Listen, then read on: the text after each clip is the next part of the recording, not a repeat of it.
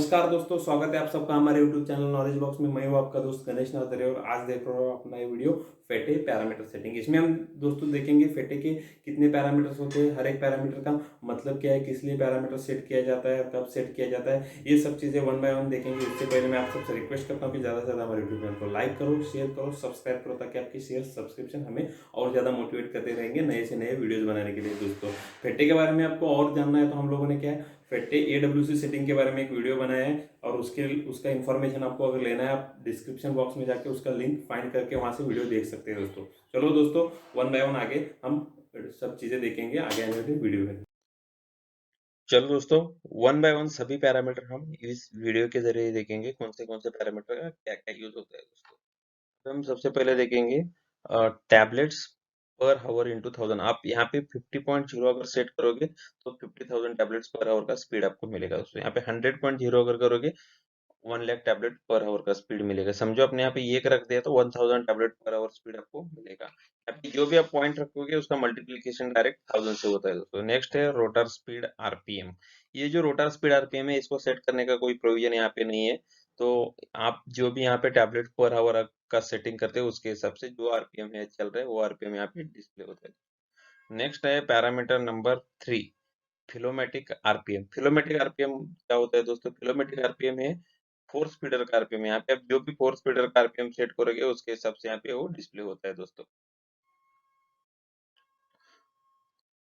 Next है main compression force, sorry, parameter for permissible punch load in the kilometer. इसका जो setting है वो कौन सा शेप का टैबलेट है, साइज का टैबलेट है, उसके हिसाब से हमें स्क्रीन सी में हम देखेंगे आगे आने वाला स्क्रीन। वहां पे अगर कुछ आप टैबलेट फॉर्म सेट करते हो तो उसके हिसाब से यहाँ पे एक सेट वैल्यू ऑटोमेटिक आ जाती है, इसको आप चेंज नहीं कर सकते हो।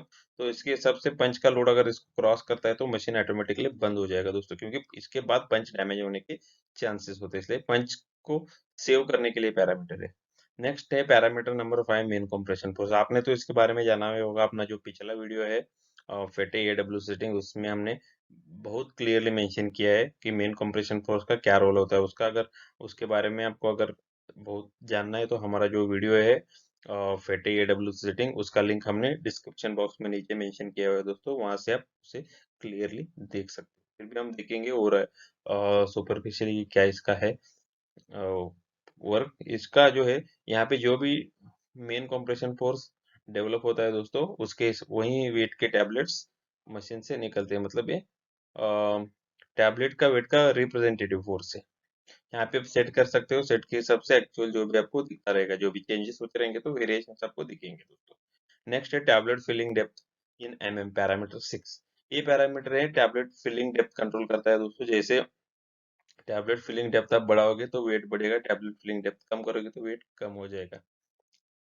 नेक्स्ट है parameter number 7, main compression force main value max.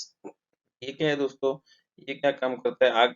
आप अगर इसमें जो भी सेटिंग करते हो, मतलब ये क्या है, ग्रुप वेट का लिमिट सेट करने के लिए दोस्तों। मतलब ग्रुप वेट का आपने 3% वेरिएशन सेट करके रखा है, तो 3% के ऊपर अगर जाने लगा तो मशीन अलार्म ब्लिंक करते करेगा और वार्न करेगा कि वेट वेरिएशन जरूरत से ज्यादा हो रहा है।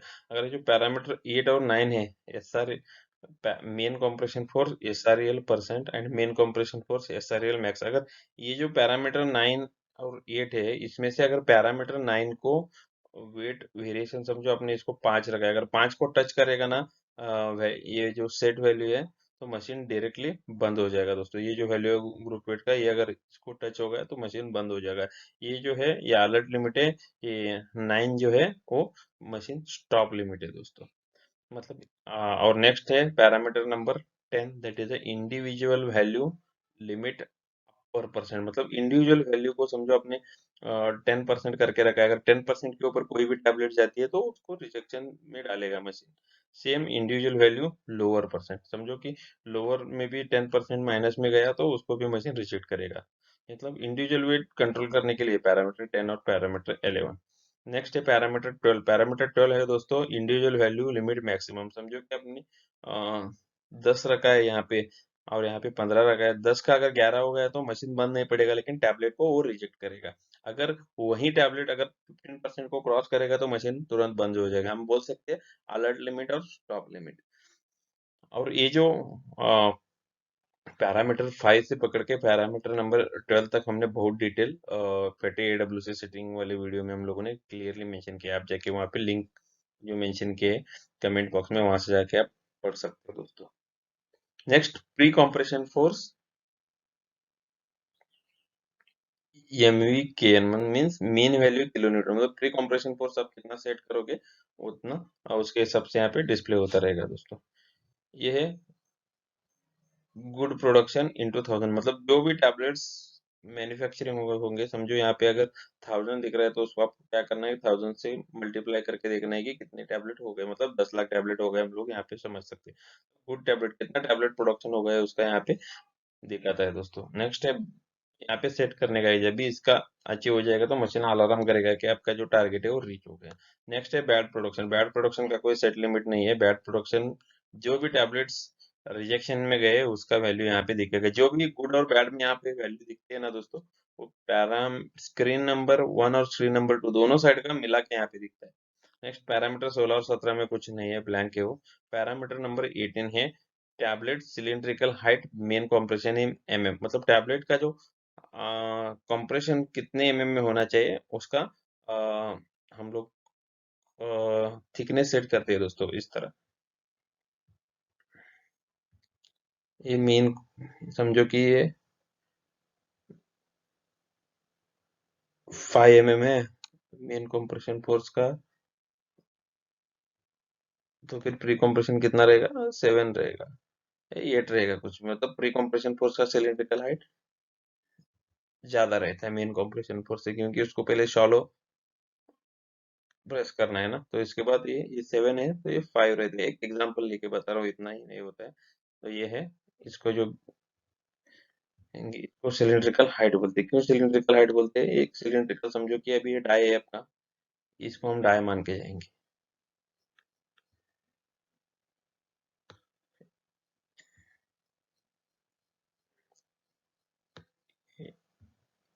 डाई बोल रहे हैं, यहाँ तक डाई है,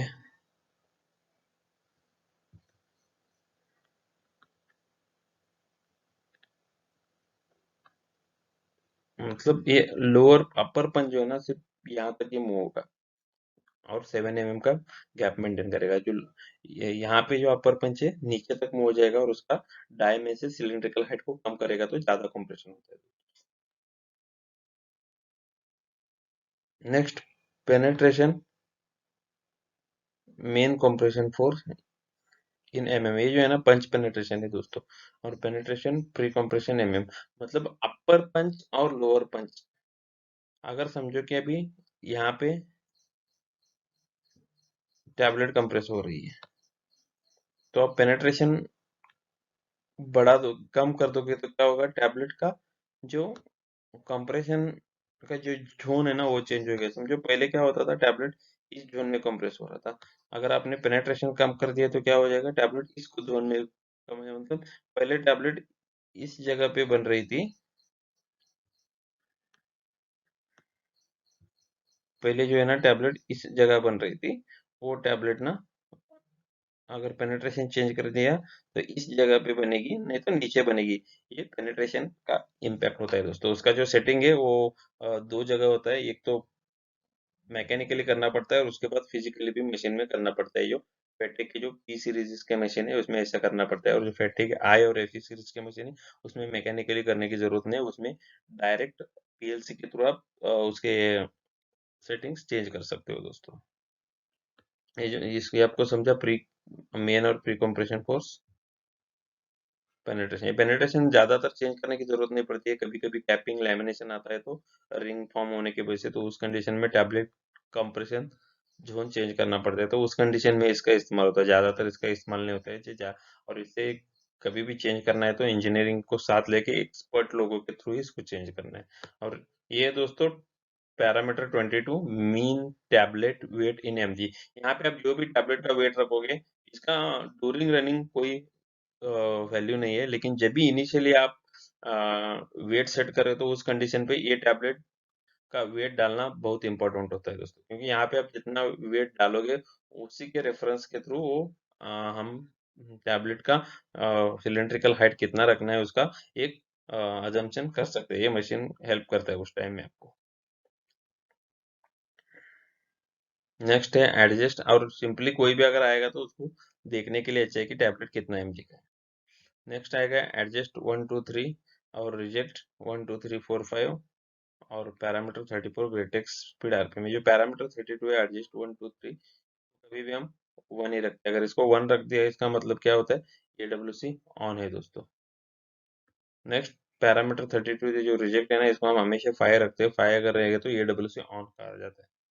नेक्स्ट जो 34 ग्रेटेक्स से अगर समझो आपने डी डस्टर और मेटल डिटेक्टर को फेटे मशीन के साथ इंटीग्रेट कर चुके हैं, तो उस कंडीशन में आप ग्रेटेक्स स्पीड कम ज्यादा करके डायरेक्ट डी डस्टर का फ्रीक्वेंसी कम ज्यादा कर सकते हो दोस्तों। अगर समझो कि उसको इंटीग्रेट नहीं किया हुआ है फिजिकली, तो इसका कोई मतलब नहीं बनता है मशीन में। चलो दोस्तों, हम अब देखेंगे स्क्रीन सी। स्क्रीन सी में जो पैरामीटर 35 है टैबलेट का डायमीटर है दोस्तों, टैबलेट का डायमीटर मेंशन करना जरूरी है। उसके बाद screen parameter 36 oblong narrow side, मतलब टैबलेट अगर राउंड का है तो सिर्फ इतना ही मेंशन करना है। समझो अगर टैबलेट आपका कैप्सूल शेप है तो दोनों शेप्स आप दोनों का यहाँ पे डालना पड़ता है दोस्तों। नैरो साइड का भी डालना पड़ता है और ऑब्लॉन्ग साइड का भी डालना पड़ता है। ये जो 0 0 है ना, ये अगर टैबलेट शेप्ड है तो ये यहाँ पे वैल्यू आएगी, शेप नहीं है तो सिर्फ राउंड में यहाँ पे डायमीटर आता है दोस्तों। ये जो पैरामीटर नंबर 38 जो है टैबलेट फॉर्म 1 2 3 4 5 8 9, ये जो है टैबलेट के शेप और साइज के हिसाब से। समझो आपने यहाँ पे अगर 3 रख दिया है तो आपको क्या दिखेगा, जो पीछे पैरामीटर जो है पंच लोड पैरामीटर नंबर 4, तो वहाँ पे इसका डायरेक्ट वैल्यू वहाँ पे आ जाता है, तो कोई चेंज करने की जरूरत नहीं रहती है। नेक्स्ट है पैरामीटर नंबर 39 फिलकैम कितने का है मशीन में इंस्टॉल किया हुआ, उसी हिसाब से यहाँ पे फिलकैम का साइज मेंशन करना चाहिए दोस्तों। नेक्स्ट हम देखेंगे पैरामीटर नंबर 42 अपर पंच लेंथ। अपर पंच लेंथ यहाँ पे मेंशन किया जाता है दोस्तों, फिर लोअर पंच लेंथ यहाँ पे मेंशन किया जाता है, लेकिन करने की जरूरत नहीं है। जनरली कोई नहीं किया तो कुछ प्रॉब्लम नहीं होता है। नेक्स्ट है पंच स्टिफनेस टॉप न्यूटन। अगर आपने यहाँ पे पंच स्टिफनेस कुछ सेट करके रखा है, समझो 400 600, जब भी एक्चुअल 400 600 का 75% को रीच होगा तो अलार्म आएगा, 100% को रीच होगा तो मशीन स्टॉप हो जाएगा। सेम ये पैरामीटर नंबर 46 बॉटम पंचेस के लिए। नेक्स्ट 47 है लुब्रिकेशन साइकिल 1, लुब्रिकेशन साइकिल 2 है लोअर और अपर पंच के लिए। इसको जो भी आप जितना लुब्रिकेशन साइकिल ज्यादा रखोगे उतना गैप बढ़ेगा लुब्रिकेशन का, और कितना कम रखोगे उतना गैप कम हो जाएगा। ज्यादा लुब्रिकेशन होगा, कम वैल्यू में ज्यादा लुब्रिकेशन, ज्यादा वैल्यू में कम लुब्रिकेशन। अगर आपने कुछ भी नहीं रखा तो बाय डिफॉल्ट 50 सेकेंड्स में एक बार वो लुब्रिकेट करेगा ही करेगा। Next main motor current maximum ampere, ये जो है जो मेन मशीन का जो मोटर है उसका लोड का इंडिकेटर है। ये जो पैरामीटर नंबर 50 है जो करंट एम्पियर मैक्स, ये जो मेन मोटर के ऊपर जो भी लोड डिस्प्ले होता है वो लोड को ये पैरामीटर कनेक्ट करता है। अगर इसमें अगर आपने 28 एम्पियर रखा है, कभी भी मशीन 28 एम्पियर को क्रॉस करेगा तो इमिडिएटली विथ अलार्म मशीन उसी टाइम बंद हो जाएगा दोस्तों। नेक्स्ट है parameter number 52 permitted tablets bed. यहाँ पे समझो अगर आपका मशीन 49 स्टेशन का है, उसमें अगर आपने 2 टैबलेट्स यहाँ पे मेंशन करके रखे हैं, तो जब भी एक राउंड में 2 टैबलेट्स रिजेक्ट हो जाएंगे तो उस टाइम में मशीन इमिडिएटली स्टॉप हो जाएगा। Next parameter number 53 same punch bad.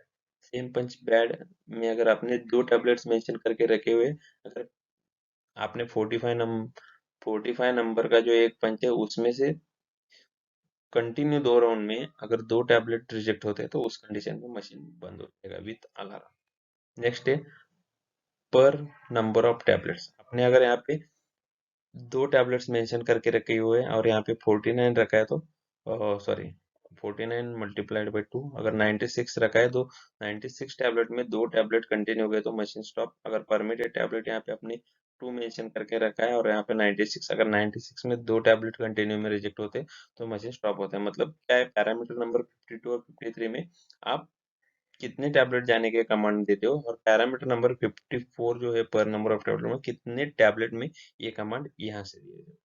Next parameter number 57 statistical number of tablets.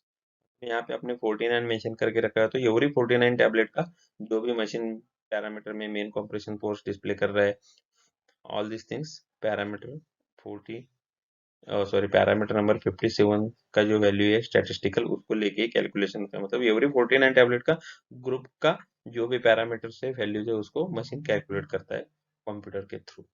Next है parameter 58 press force moving average numbers. इसमें कुछ डालने की जरूरत नहीं है, let it be 0। Next parameter number 59 fielding depth regulator number. मतलब फील्डिंग डेप्थ रेगुलेटर नंबर क्या है, इसमें अगर आपने 49 रखा तो एवरी 49 टैबलेट्स का जो फील्ड डेप्थ है उसको एवरेज निकाल के मशीन एडजस्टमेंट करेगा। अगर 96 की है तो 96 का एवरेज निकालेगा दोस्तों। Next parameter number 60 pre compression force mean value max percent. Pre compression force top max percent, pre compression force bottom max percent, इसका कोई जरूरत नहीं है, इसको आप 0 ही रख सकते हो। नेक्स्ट है parameter number 64 start relief in MM. ये सबसे इंपॉर्टेंट पैरामीटर है फेटे मशीन्स का। ये पैरामीटर में अगर समझो आपने सिलिंड्रिकल हाइट क्या है, आपका मेन कंप्रेशन है, आपने मेन कंप्रेशन 5 mm करके रखा है, और यहाँ पे अपने पंच स्टार्ट रिलीफ अगर 1 रखा है, तो उस कंडीशन में क्या होगा, जब भी मशीन स्टॉप हो जाएगा तो 5 का ऑटोमेटिकली 6 हो जाएगा। तो क्या हो जाएगा, सिलिंड्रिकल हाइट रिलैक्स हो जाएगा, पंच के ऊपर से प्रेशर कम हो जाएगा, तो पंचेस डैमेज होने की चांसेस कम होती है। तो मशीन का सेफ्टी फीचर है और मशीन को डैमेज होने से ये फीचर सेव करता है दोस्तों। इसको कभी भी 0 नहीं रखना है, इसमें 1 या 2 mm हमेशा रखना ही है दोस्तों। नेक्स्ट हम जाएंगे स्क्रीन डी, उसमें parameter number 66 number of punches in the rotor. जो भी मशीन में जितने पंचेस है उस वो यहाँ पे मेंशन किया जाता है। Discharge gate delay, discharge gate delay क्या है, जब भी डिस्चार्ज गेट है जो 1 राउंड 2 राउंड का टैबलेट रिजेक्शन होता है, आपने अगर 2 सेकंड रखा है तो 2 सेकंड तक ओपन रहेगा, 3 रखा है तो 3 सेकंड तक डिस्चार्ज गेट ओपन रहेगा। तो उस कंडीशन में जो भी टैबलेट्स रहेंगे मशीन से कंप्रेस हुए वो सब रिजेक्शन में चले जाएंगे दोस्तों।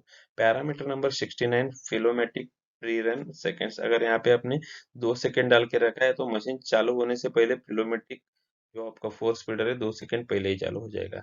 नेक्स्ट है पैरामीटर नंबर 70 फिलोमेटिक पोस्ट रन। मतलब मशीन स्टॉप होने के बाद भी फिलोमेटिक 2 सेकंड के लिए रन होगा, अगर आपने यहाँ पे 2 सेकंड मेंशन करके रखा है। ये आप देखिए आपका जो पाउडर का प्रॉपर्टीज क्या है, कैसे वेट वेरिएशन आता है, उसके ऊपर इसको हम लोग एडजस्ट करके डालते हैं, कोई स्टैंडर्ड सेटिंग इसमें है नहीं। नेक्स्ट है पैरामीटर 79 मेमोरी साइकिल 1000। मतलब एवरी 1000 टैबलेट्स का पैरामीटर को मशीन सेव करेगा दोस्तों। यहाँ पे अगर 1 कर रखा तो 1000 होगा, 2 रखा तो 2000 होगा, 3 रखा तो 3000, मतलब 3000 टैबलेट्स का एवरेज निकाल निकाल के मशीन सेव करेगा दोस्तों डेटाबेस में। नेक्स्ट है 81 adjustment delay. Adjustment delay means क्या होता है, अगर आपने यहाँ पे 2 सेकंड रखा है तो मशीन जब भी ऑन होगा तो 2 सेकंड के बाद ही AWC सिस्टम काम करेगा, और जो भी रिजेक्टेड टैबलेट है उनको रिजेक्ट करेगा, गुड टैबलेट है उनको पास करेगा। मतलब सिस्टम एक्टिवेट 2 सेकंड के बाद होगा। कभी भी इसको 2 या 3 सेकंड रखो, क्योंकि मशीन तुरंत सपोर्ट नहीं करता है, मशीन को थोड़ा टाइम चाहिए स्टेबल होने के लिए, क्योंकि मिनिमम 2 तो हमेशा ही रखो इसमें। नेक्स्ट है 83 रिजेक्ट डिले। ये रिजेक्ट डिले एक बहुत ही इंपॉर्टेंट पैरामीटर है, लेकिन इस पैरामीटर को हमेशा के लिए यूज नहीं किया जाता और इसमें स्किल की जरूरत बहुत है। जब भी मशीन 65 या 70 आरपीएम के ऊपर अगर रन कर रहा है तो उस कंडीशन में कभी कभी AWC ठीक से काम नहीं करता है, और उसका मतलब माल फंक्शनिंग नहीं बोल सकते। दोस्तों जो रिजेक्ट डिले जब भी मशीन अगर टैबलेट को रिजेक्ट नहीं कर रहा है, वो बैड टैबलेट को पास कर रहा है, गुड टैबलेट को रिजेक्ट कर रहा है, उस कंडीशन में हाई स्पीड में इस रिजेक्ट डिले पैरामीटर के साथ कुछ चेंजेस एंड ट्रायल एरर्स करने पड़ते हैं, ताकि एक वैल्यू यहाँ पे सेट किया जाए। उस वैल्यू रखने के बाद मशीन बेटर परफॉर्म करेगा, AWS में कुछ इश्यूज नहीं आएंगे। नेक्स्ट देखेंगे पैरामीटर नंबर 85 फिलोमेटिक ऑन वन। इसको क्या किया जाता है, कभी कभी मशीन ऑफ करके आपको सिर्फ फिलोमेटिक एक साइड का रन करना है, तो उस कंडीशन में इसे यूज किया जाता है। इसको स्पेशली मैकेनिकल मोड में किया जाता है, जो ये रन में ही होता है, बाकी के कोई रन में इसका यूज नहीं होता है दोस्तों। नेक्स्ट है 86 feeding level W time S। ये फीडिंग लेवल आपने अगर 36,000 सेकेंड सेट करके रखे, जब ये अलार्म चालू हो जाएगा पाउडर लेवल का 36 सेकेंड्स के बाद मशीन स्टॉप हो जाएगा दोस्तों। नेक्स्ट है रनिंग टाइम इन मीटर, जो मशीन का रनिंग आवर है यहाँ पे डिस्प्ले करता है।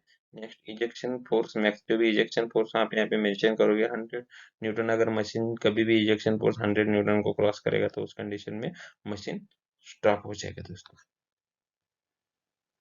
स्क्रीन सी है दोस्तों, इस स्क्रीन में कुछ वैल्यूज नहीं है।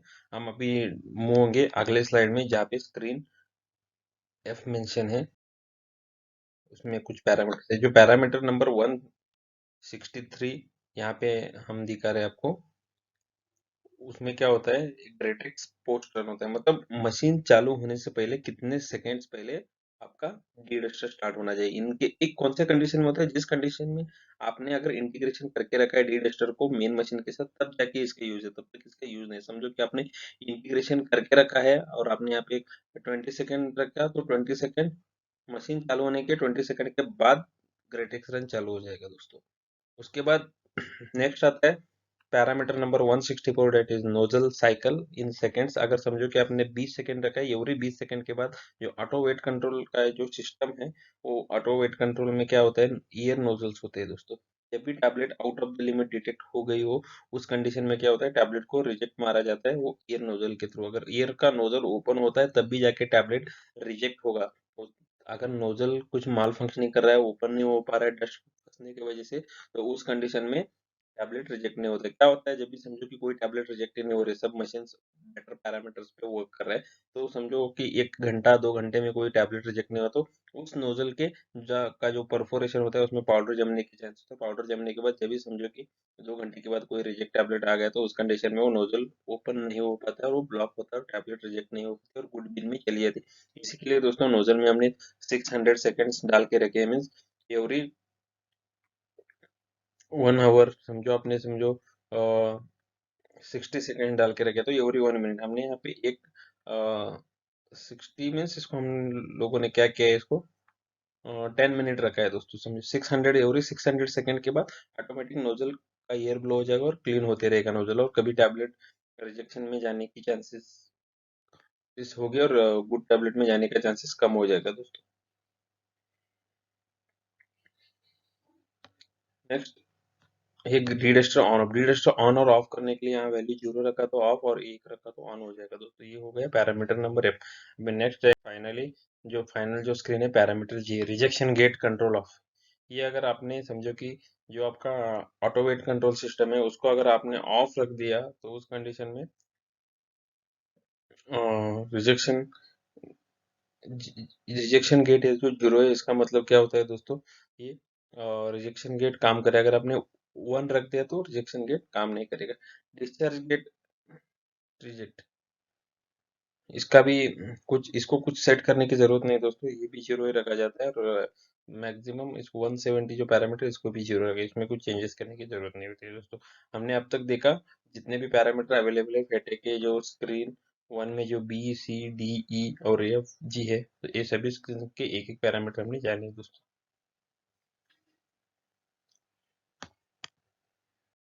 धन्यवाद दोस्तों हमारे वीडियो आखिर तक देखने के लिए। इस वीडियो देखते समय आपको कुछ भी क्वेरीज रहेंगे, इश्यूज रहेंगे, आप कमेंट बॉक्स के जरिए कमेंट करके हमें बता सकते हो। और ज़्यादा इन्फॉर्मेशन देने के लिए और डिटेल इन्फॉर्मेशन चाहिए किसी टॉपिक के बारे में, तो हम आपको वीडियो करके वापस इस चैनल के थ्रू शेयर कर सकते हैं दोस्तों। नए वीडियो के साथ अगले हफ्ते वापस मिलेंगे दोस्तों, तब तक के लिए धन्यवाद। जय हिंद।